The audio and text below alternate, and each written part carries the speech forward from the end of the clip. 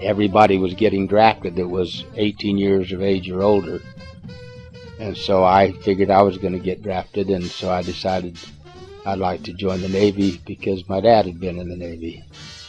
Went to Salt Lake City and took the examination, and they said I was in good condition, except they had the x-ray showed a spot on my lung. They needed to wait 6 months to determine whether that was an infection. 1 month later, I turned 18 February 45, and the draft board sent me a notice, and I had to go to Salt Lake again. And they gave me the same test, and when they got through, they said, "You still have a spot on your lung. You come back in 6 months." And then the war ended.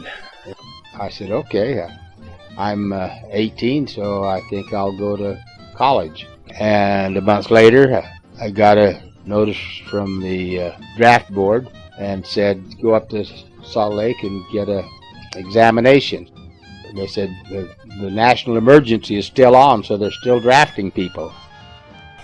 Stalin, the dictator of Russia, he wanted to conquer a lot of people, and so they kept drafting people, called it the national emergency.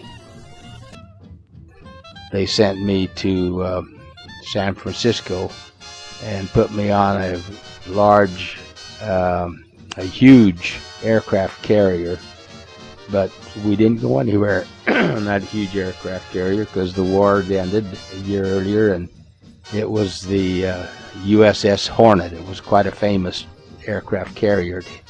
The crew, the Navy crew, assigned to the USS Hornet to put it in mothballs. That was the term they used. And they gave us metal scrapers to scrape the ship.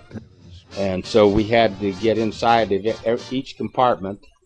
I noticed that I'd be in there and I'd get really despondent, depressed. I'd think about my mother and worry how she's doing and how my brother's doing, and sometimes I'd be painting and tears would be coming down my face because I was so sad.